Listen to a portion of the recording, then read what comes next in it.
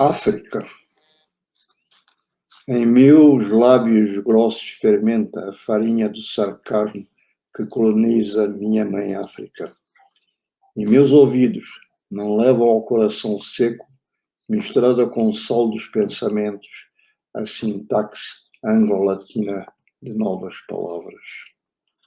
Amo-me com a única verdade dos seus evangelhos, a mística das suas miçangas e da sua pólvora, a lógica das suas rajadas de metralhadora. E enchem-me de sons que não sinto, das canções das suas terras que não conheço. E dão-me a única permitida grandeza dos seus heróis, a glória dos seus monumentos de pedra, a sedução dos seus pornográficos Rolls Royce e dádiva cotidiana das suas casas de passe. Ajoelho-me aos pés dos seus dedos de cabelos lisos e na minha boca dilui o abstrato sabor da carne de hóstias em milonesinas, com circunferências, hipóteses católicas do pão. Em vez dos meus amuletos de garras de leopardo, vendem sua desinfectante bênção. A vergonha de uma certidão de filho de pai incógnito, uma educativa sessão de striptease e meio litro de vinho tinto com graduação de álcool branco, exata só para negro, um gramofone de magaíça, um filme de heróis de carabina a vencer traiçoeiros selvagens armados de penas e flechas, e o ósculo das suas balas e de seus gases lacrimogéneos civilizam o meu casto impudor africano. Efígios de Cristo suspendem ao meu pescoço, em rodelas de latão, em vez dos meus autênticos mutovanas de chuva e da fecundidade das virgens, do ciúme e da colheita de amendoim novo. E aprendo que os homens inventaram a confortável cadeira elétrica, a técnica de Buchenwald e as bombas V2, acenderam fogos de artifício nas pupilas de ex-meninos de Varsóvia. Criaram Al Capone, Hollywood, Harlem, a seita do Ku Klux Klan, Catmanor e Sharpeville, e emprenharam o pássaro que fez o choco sobre os ninhos mornos de Hiroshima e Nagasaki. Conheciam o segredo das palavras de Charlie Chaplin, leem Platão, Marx, Gandhi, Einstein e Jean-Paul Sartre, e sabem que Garcia Lorca não morreu, mas foi assassinado. São filhos dos santos que descobriram a Inquisição, pervertendo labaredas a crucificada nudez da sua Joana d'Arc, e agora vêm arar os meus campos com charruas made in Germany. Mas não ouvem a sutil voz das árvores, nos ouvidos surdos dos espasmos das turbinas, não leem os meus livros de nuvens, o sinal das cheias e das secas, e nos seus olhos ofuscados pelos clarões metalúrgicos, extinguir-se a eloquente e epidérmica beleza de todas as flores, das flores do universo, e já não entendem o gorjeiro romântico das aves de casta, instintos de asa em banda nas pistas do éter, infalíveis e em simultâneos bicos trespassando sôfregos a infinita cor impalpável de um céu que não existe. E no colo macio das ondas não adivinham os vermelhos sulcos das quilhas negreiras e não sentem como eu sinto o pronúncio trágico sobre os transatlânticos da cólera das katanas de ossos nos batuques do mar.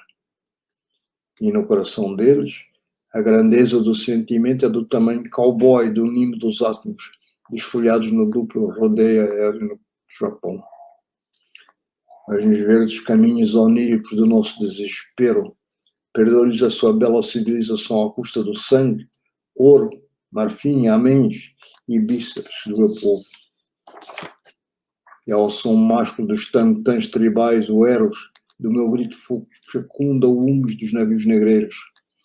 E ergo no equinócio da minha terra o moçambicano rubi do nosso mais belo canto chironga, e na insólita bravura dos rins da plena madrugada, a necessária carícia dos meus dedos selvagens e a tácita harmonia das azagaias no cio das raças, belas como altivos folhos de ouro eretos no ventre nervoso da noite africana. Poema de José Craveirinha, talvez o maior poeta moçambicano.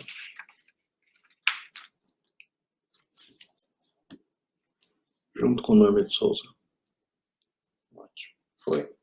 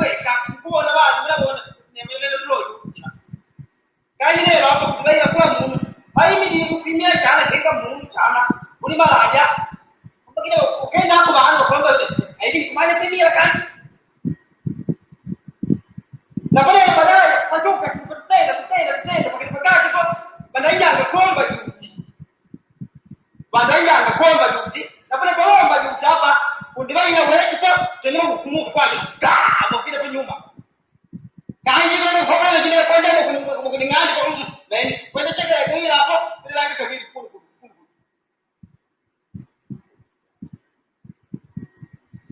bila mpaka kutoka ndapata wali kutoka maana kutoka kumbe kaangi kwa ile kile hicho hapo tangala kumbe yake kwa pale ndio kuna mtu ni mwenye malango hapa baba gida vinu kama anaenda kufa anaenda kwa vile kula haja uchu tapi hapo kani mwele bana na kweka leko iname primo kwa nini hapo vile kileke kwa gida to fish maneno kwa ange hapo tu kwenda kukara kwenda kukara iname primo iname sasa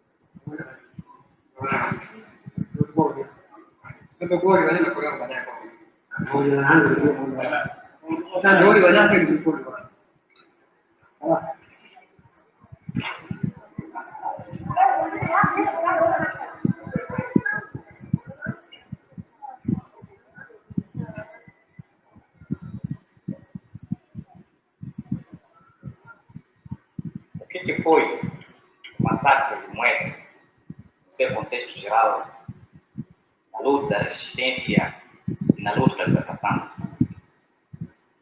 Para podermos compreender este acontecimento, temos que recuar um bocadinho atrás. Nos anos de 1960, moçambicanos nacionalistas que viviam em Tanzânia, na altura que se chamava Tanganyika, juntaram-se em pequenos grupos para poderem pensar como é que podiam voltar para a sua pátria. Esses grupos todos, alguns deles não conheciam o que é Moçambique, isto é, nasceram em Tanzânia, cresceram em Tanzânia, não conheceram precisamente o que é o colonialismo português.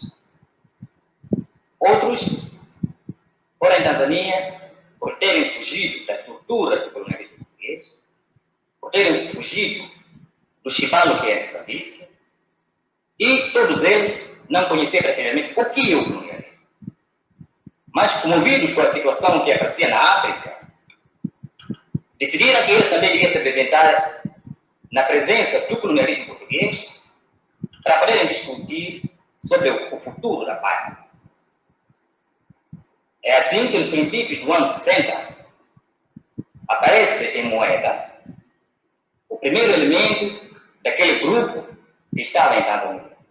Isto é, aparece o primeiro homem, que é Faustino Banão.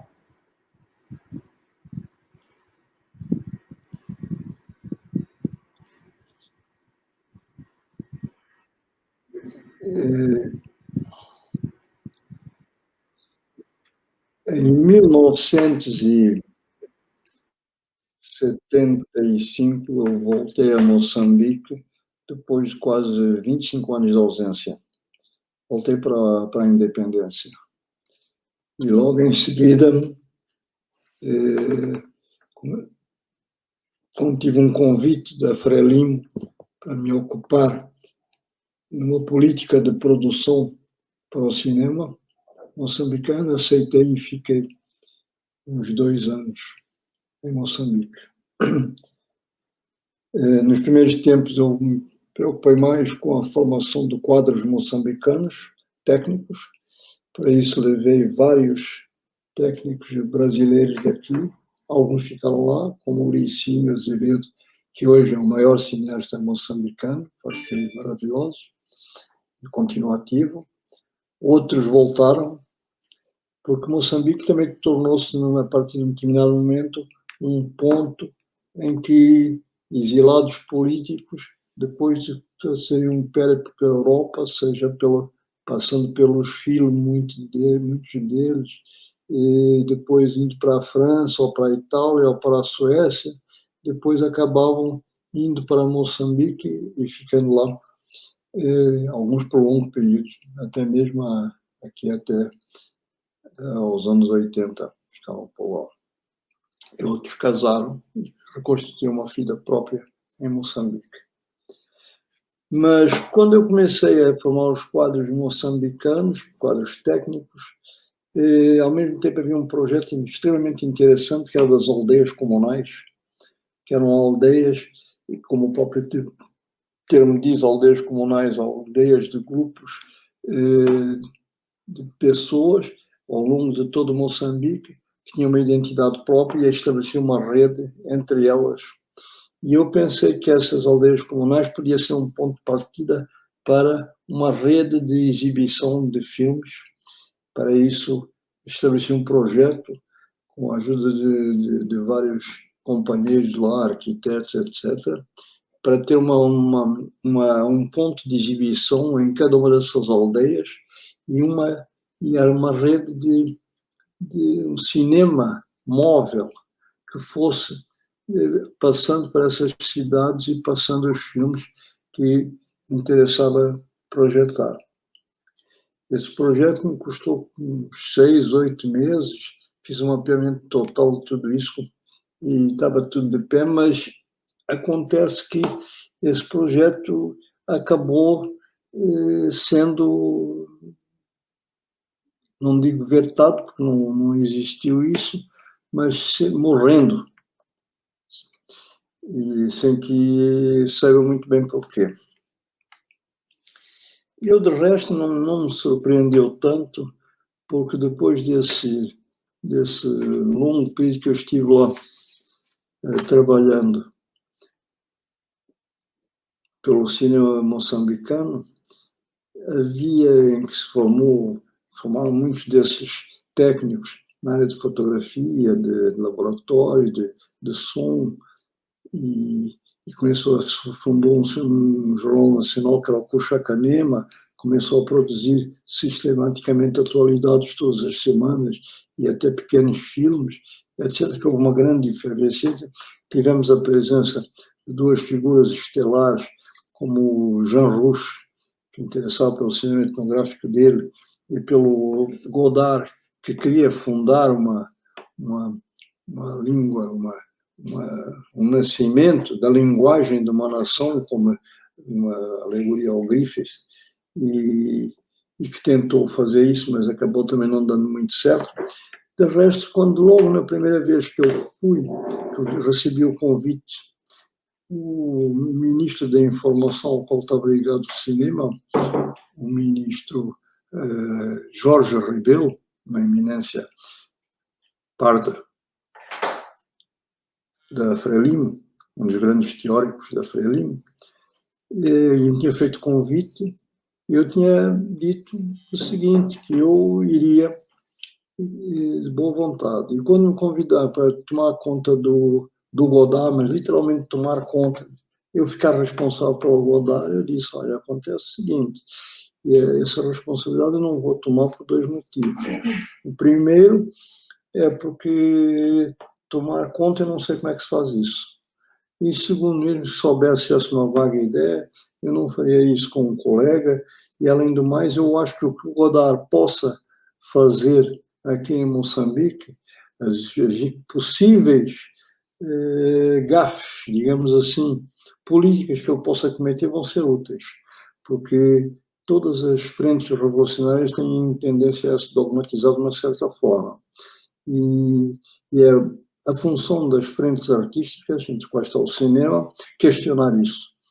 E ninguém melhor que o Godard para questionar isso, pela figura que ele é, pelo espaço político que ele tem, pela repercussão que ele tem e pelo próprio, me permita dizer, camarada ministro, pela própria independência que tem em relação à própria Frelimo, que possivelmente não será aquela que eu tenho como moçambicano, embora também tenha um estatuto muito especial de liberdade total de ação. Portanto, estou dizendo francamente isso, que a frente artística está aqui e tem o dever, a obrigação de questionar a frente revolucionária. Mal sabia eu dizendo isso que, de certa forma, não como causa e efeito, mas como, de certa maneira, mais adiante, eu via que não havia mais espaço para mim, as minhas convicções políticas, com a morte de Samora Machel, que era a grande figura da Revolução Moçambicana, um sujeito de uma inteligência rara, de um carisma total, fez até o Fidel cantar em praça pública, era uma figura maravilhosa, humana e política, e quando ele morreu, eu vi que não tinha mais espaço para grande coisa, só quis fazer moeda, que me deram as condições de fazer moeda, e fiz moeda, mas já sabendo que era uma carta de despedida à minha estadia moçambicana naquela época.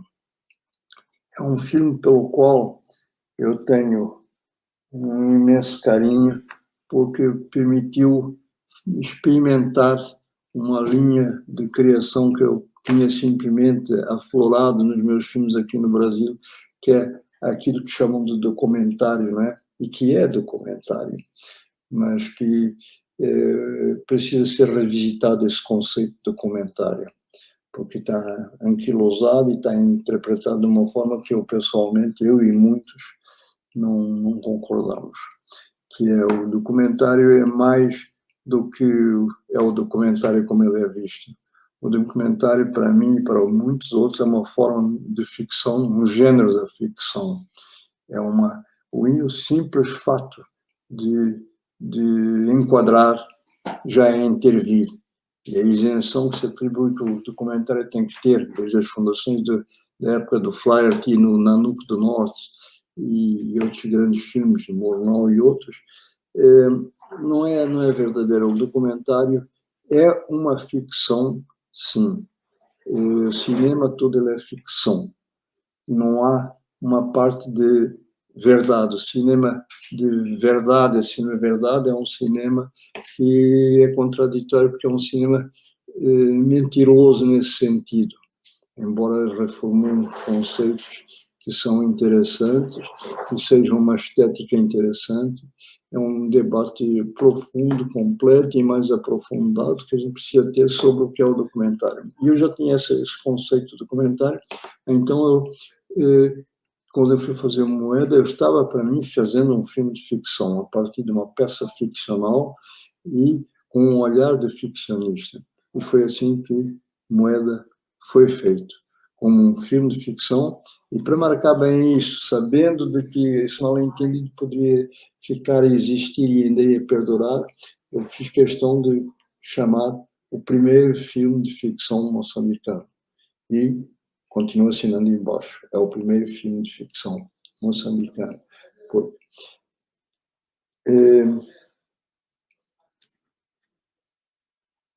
Eu poderia falar sobre Moçambique, evidentemente, nasci lá, vivi lá até aos 20 anos de idade, 21 anos de idade, sem nunca ter saído de lá. Quer dizer, sou um autêntico produto moçambicano, eu me considero africano, e orgulhosamente africano, como deve ser orgulhosamente brasileiro ou orgulhosamente árabe, quer dizer, estar ancorado nas suas raízes, nas suas culturas. Eu tenho da África, embora filho de 2 colonos, que é um estatuto especial, não deixa de não me deixo de considerar um moçambicano total e completo. E tenho muito orgulho cada vez que vou a Moçambique, assim ser recebido por todos que eu encontro como um verdadeiro moçambicano que eu sou. Mas mais que moçambicano por nascimento, eu sou culturalmente africano. Eu tenho muito da cultura africana pela minha infância, pelas marcas muito fortes culturais da África, que estão presentes, evidentemente, com a sua própria personalidade na terra moçambicana. E eu sou um produto muito claro dessas influências que eu trago desde o berço. Tive uma mãe preta que me acompanhou quase a vida inteira, até hoje, e de quem eu tenho um carinho, uma saudade imensa, e é das figuras mais fortes da minha vida, e sempre será. A Rosa será sempre uma das minhas grandes paixões. E quem se apaixonou por uma mãe, quem teve uma mãe como a Rosa, e aprendi tanta coisa dela, da África, dela, dos outros, e do amor e do carinho. Não sei como se pode ser outro, a não ser aquilo que eu sou em relação a Moçambique. Tenho uma nostalgia imensa, vou morrer com essa nostalgia, sabendo que o meu desenvolvimento pessoal, a minha vida pessoal, foi me afastando sempre das minhas origens, mas elas estão sempre presentes e marcadas. E em meus filmes, eu acho e fico feliz quando alguns críticos mais atentos ou mais argutos têm observado em filmes, assim como, por exemplo, Sweet Hunters, filmes que não têm nada a ver, filmados na Europa, com personagens, descobrem marcas muito africanas, em última análise moçambicanas, marcas dessa minha formação moçambicana de berço. Não gosto de falar muito sobre Moçambique, eu fico um pouco comovido e começo a gaguejar muito e não é o momento de gaguejar. Tá? Ô Rui, a Inês Cordeiro da Silva Dias pergunta como foi a relação INC com o Brasil, qual foi a contribuição dos brasileiros ao INC e como o INC contribuiu para esses brasileiros. Como foi essa troca de mão dupla? Essa troca de mão dupla não houve muito. Não houve muito. Nós estamos num período em que a África e Moçambique não era muito bem vista pelo governo brasileiro, não é? Nas décadas da ditadura, não é? Quer dizer, então não havia grandes apoios. Eu, na realidade, era uma coisa que eu fazia em nome do Instituto Nacional de INC de Moçambique. Eu fazia convites, eles mandavam umas passagens, se acertava uma cooperação, e eles iam para lá. Era uma coisa que tinha pouco respaldo oficial, porque não foi procurado esse respaldo, porque não havia espaço político nesse momento para isso. Não? De maneira que não se desenvolveu nada nesse sentido muito forte. Uhum. Você, no começo da tua fala, falou em um circuito cinematográfico que você montou nas aldeias. Quais filmes eram exibidos? Era para ser montado, mas esse projeto das aldeias comunais foi cortado pela Frelimo. Não sei porquê, nunca cheguei a saber, porque isso circulou nas altas esferas ministeriais, não passou para um nível para um escalão onde eu pudesse ter acesso, de maneira que eu não sou. Mas o facto é que eu já tinha esse projeto, já tinha os desenhos das casas, já tinha tudo, já tinha feito umas comissões para os filmes, etc. E estava tudo montado para ser feito, quando o projeto subitamente foi cortado da pauta. E foi aí que eu vi que eu não tinha mais espaço político e decidi voltar para o Brasil. Além de mais, tinha uma possibilidade de fazer um filme aqui no Brasil pelos Javas, e que vem aqui, vamos fazer filmar. Claro que é um filme que não se fez, mas eu voltei e de qualquer maneira teria voltado. Certo. Uma coisa que salta aos olhos vendo um filme como Moeda é a diversidade de registros, né? Tem documentário, tem filme etnográfico, tem registros de um ritual comunal. Foi proposital essa ideia de fazer o primeiro filme com uma diversidade de gêneros, quase como a questionar todos os gêneros da história do cinema?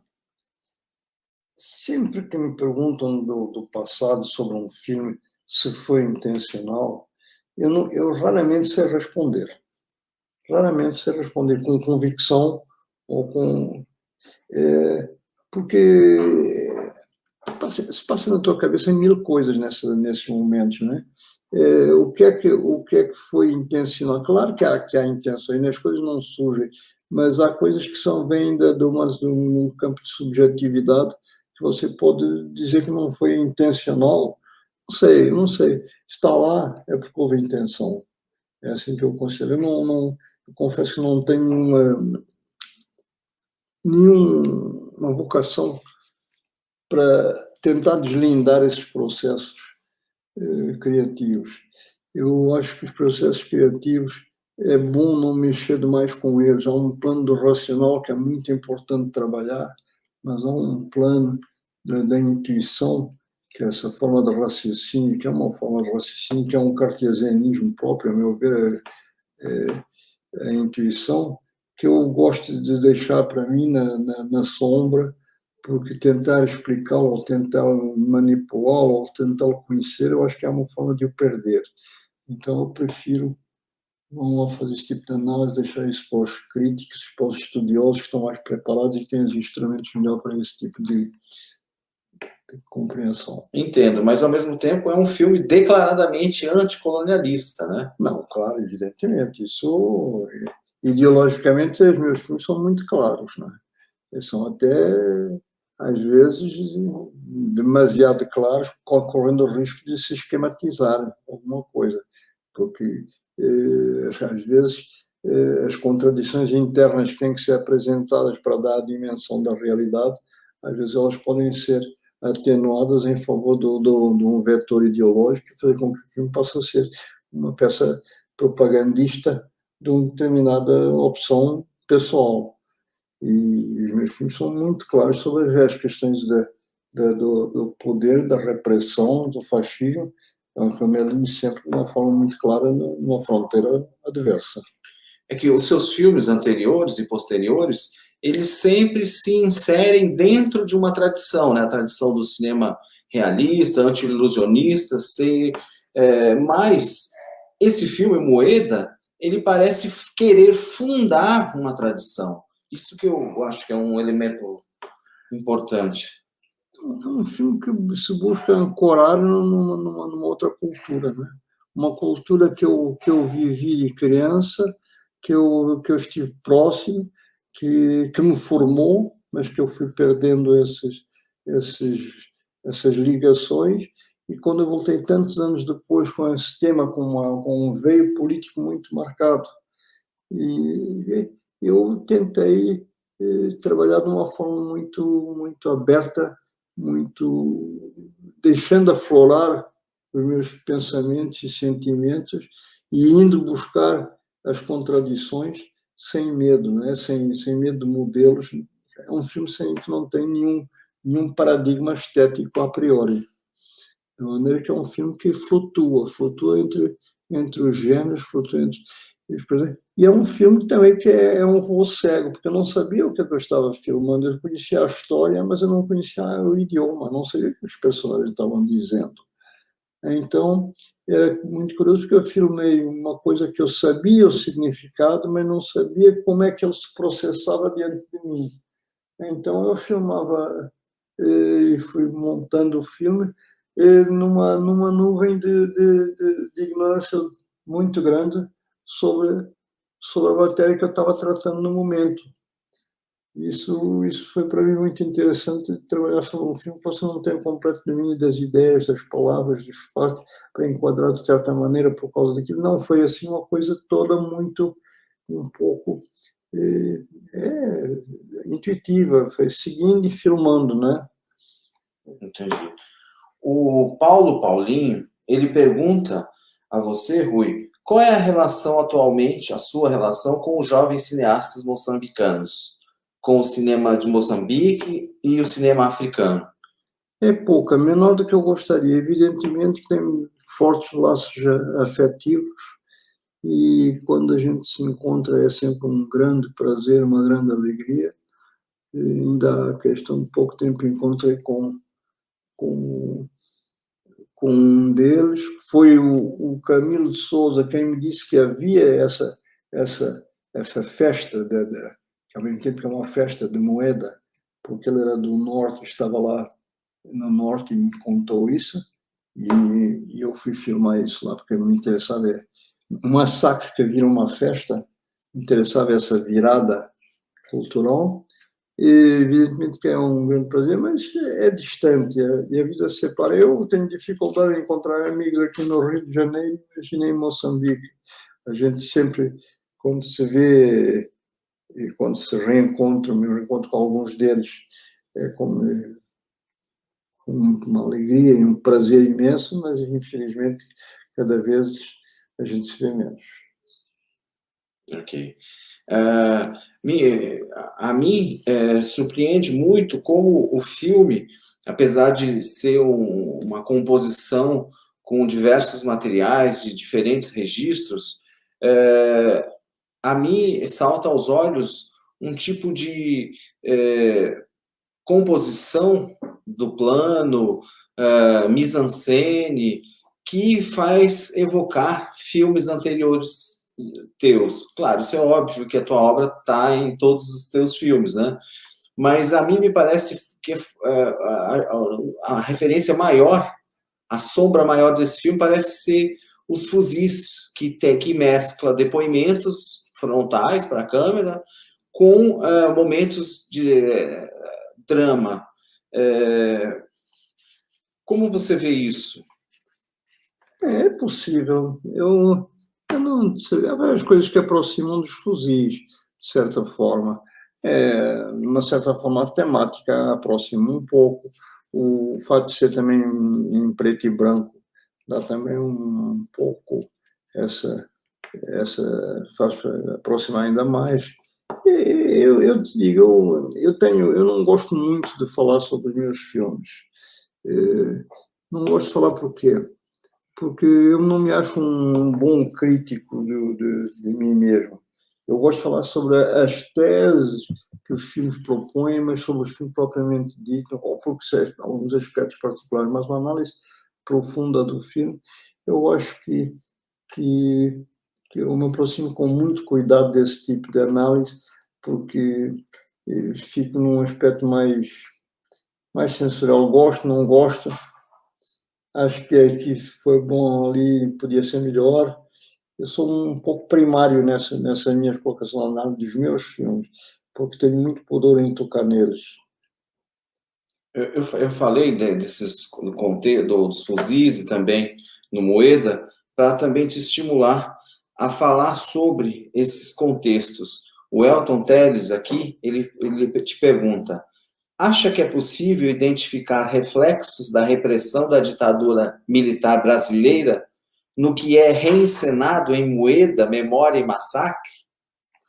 É sempre possível de reencontrar as repressões em todas as formas que elas se apresentam nos continentes e nas culturas. Elas todas têm uma marca, que é a marca da crueldade, a marca da violência, a marca de tudo que é negativo no nível humano e que deborda sobre particularidades A, B ou C, mas são sempre particularidades que são negativas. De maneira que eu acho que Moeda e essa representação, que é uma representação de Moeda, que é uma representação de uma festa que celebra um massacre, que é um crime de guerra, essa manifestação, essas contradições todas, ainda assim se pode aproximar de qualquer outra repressão ou qualquer outro massacre ou qualquer outro crime de guerra. Você mencionou dois cineastas franceses, o Jean-Luc Godard e o Jean Rouch. Como você consegue descrever para a gente como foi essa experiência, qual foi a proposta do Godard de participar desse momento revolucionário do cinema moçambicano? O Godard estava muito interessado em fazer o nascimento de uma nação do Griffith, mas como sendo o nascimento da linguagem de uma nação, o nascimento do cinema de uma nação. Esse parênteses em fazer The Birth of a Nation, Nascimento da Nação do Griffith, que é um filme racista, mas cinematograficamente, suporte linguístico é extremamente importante. Ele queria fazer isso. E encontrou o apoio de Moçambique para fazer, mas o que ele pedia de contribuição econômica estava fora do âmbito moçambicano e esse projeto não foi para a frente. Eu acompanhei durante um largo período, porque fui uma espécie de nomeado pela Frelimo como uma espécie de tutor. Acompanhei isso, defendi o projeto para ele, mas as condições econômicas não permitiam. O país, Moçambique é um país muito pobre e naquela época atravessava dificuldades particularmente muito difíceis e não tinha como investir esse dinheiro para um projeto como o Godard queria fazer. Ótimo. Eu proponho agora, Rui, que a gente explore um pouco mais o estilo do Moeda e vejamos um trecho do filme agora e depois a gente volta a comentar e se tiver mais alguma questão a gente responde. Pode ser? Okay. Então peço ao Diego que projete o trecho 2 do filme Moeda.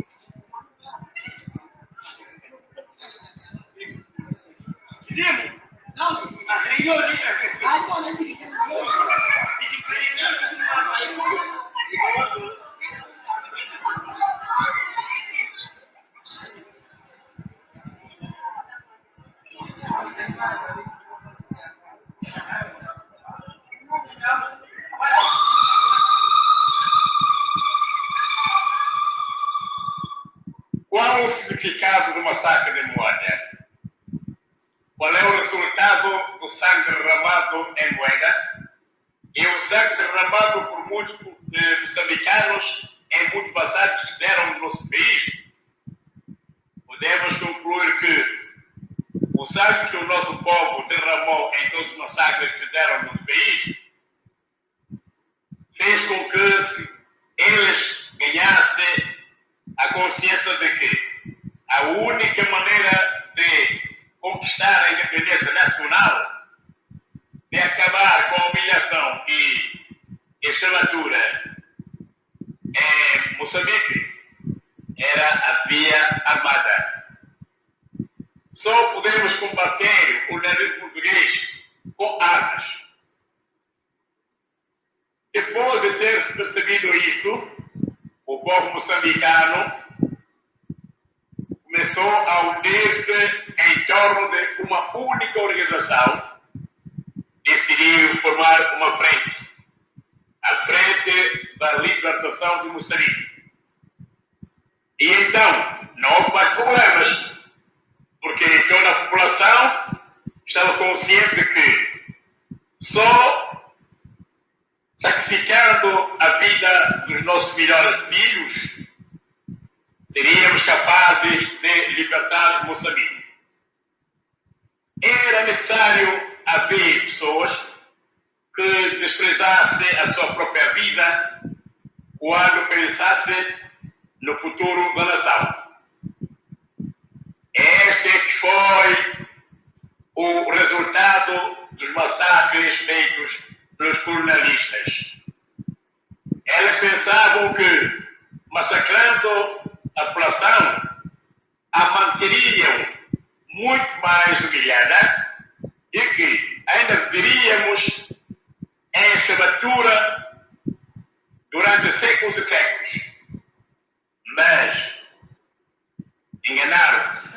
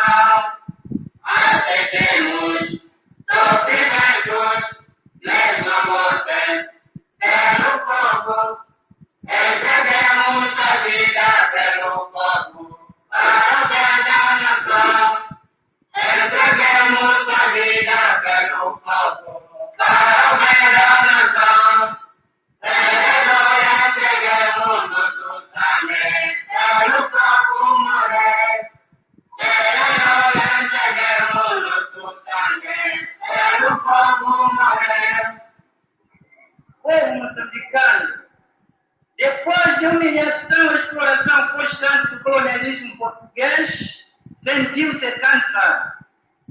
E no dia 16 de junho de 1960, dirigiu-se na circunscrição de Moeda, onde poderia pedir a sua dignidade humana. O colonialismo português, em resposta, foi por balas.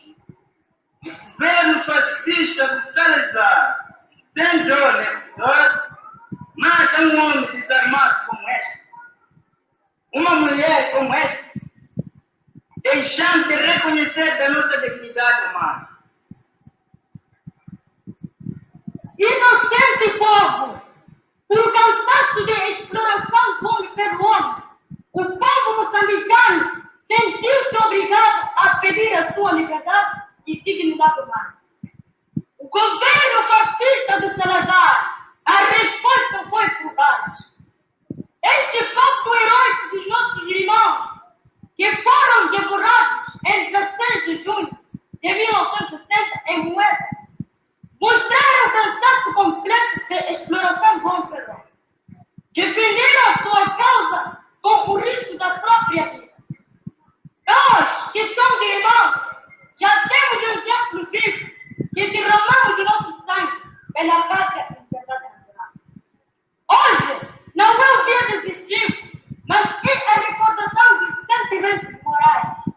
Cada qual se sinta um massacre junto do plano vigor, todos unidos e avante na edificação da democracia popular. A luta continua! Viva Frelimo! Viva!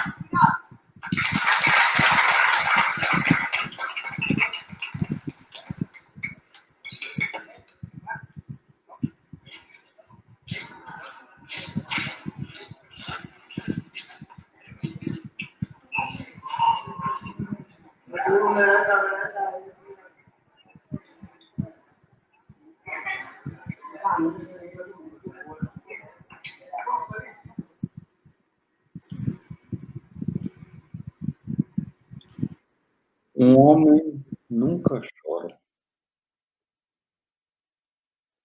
Acreditava naquela história do homem que nunca chora. Eu julgava-me um homem. Na adolescência, meus filmes de aventuras punham muito longe de ser cobarde, na arrogante criancice do herói de ferro. Agora tremo e agora choro.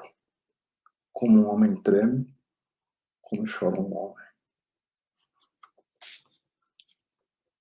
Zé Craveirinho. Rui, uma questão para ti, da Carolina Serra Azul. A Carolina fez questões em todas as aulas, certamente é uma das alunas mais aplicadas.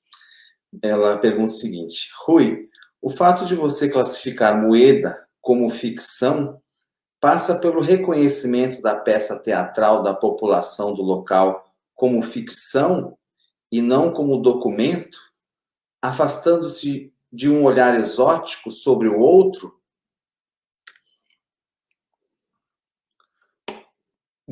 Responder de bate-pronto assim não é fácil essa pergunta. Carolina Carolina Serra Azul. Serra Azul? É uma jovem pesquisadora que tem feito ótimos textos relacionando o teu trabalho com a literatura, com Jorge Amado, enfim. Tem um bonito nome. Carolina, é complicado. É complicado, porque a minha relação com o documentário é uma relação um pouco... ela é mais simples do que aquilo que você coloca. A minha relação com o documentário é que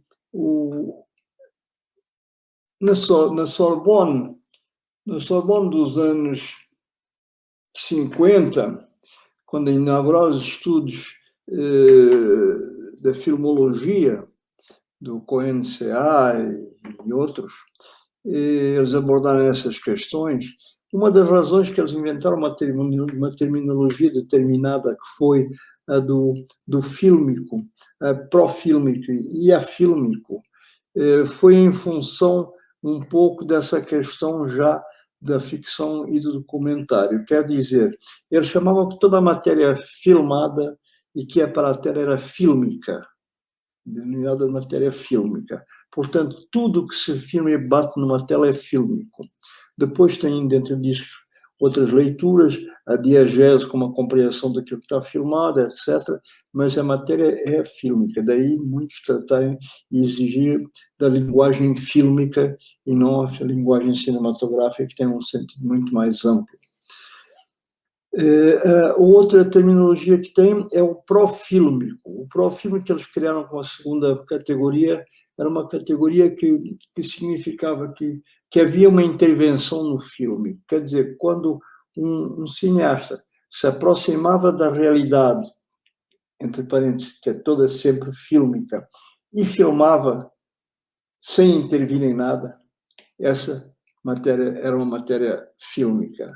Mas se ele chegava e dizia para um personagem assim, olha um pouquinho mais para a direita, pronto, ele tinha intervido, essa matéria virava profílmica. E isso diz respeito a qualquer intervenção que fosse feita na matéria a ser filmada. E tinha a matéria, a fílmica, a profílmica e o afílmico, que era aquilo que ainda não tinha sido filmado. Na realidade, o afílmico é matéria, é a realidade. Essa distinção do profílmico, para dizer que qualquer intervenção sairia da pureza, entre aspas, basiniana, do Bazin, da realidade que é sempre, tem um coeficiente religioso muito profundo e místico no Bazin, como católico que ele era, mas que marcou toda uma geração e todo um pensamento crítico e estético. Essa é que determina que o documentário tem uma pureza que não pode ser tocada. É o que ele chama da ambiguidade do real. O real é ambíguo, não é que... Então, essa ambiguidade na ontologia da imagem, há uma ambiguidade. O Bazin achava que, no fundo, se você puxa tudo isso, se chega a Deus, é a presença de Deus. é uma versão extremamente idealista que vai se opor historicamente ao Eisenstein com a montagem, porque a montagem é mais comunista, partidária da Revolução Soviética, e outra linha que é o materialismo total e por campos opostos, não é? Entre o Bazin. Mas a questão do documentário, quando uma vez o Flaherty fez o Nanook do Norte, um filme que era todo filmado como um documentário sem nenhuma intervenção, mas ele simplesmente, como não havia a possibilidade de caçar uma foca naquela época, ele arrumou uma foca para o Nanook caçar, mas depois deixou eu caçar como eu caçava sempre. Mas só o facto de ele ter arrumado uma foca para o Nanook caçar, já acharam que aquele documentário era um documentário falso, porque não tinha havido uma intervenção grande na ação do personagem. Eu acho que o simples fato de enquadrar é intervir. Quer dizer, quando você enquadra, você escolhe, mas quando você escolhe, você também está julgando para fora muita coisa que você deixou de escolher.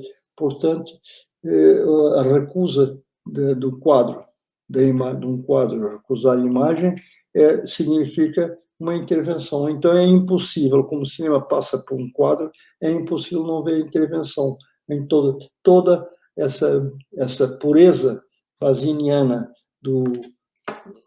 do indefinível e do ambíguo que leva à pureza de Deus é absolutamente inexistente e ilógica dentro dos meus conceitos e da minha perspectiva. Dito isto,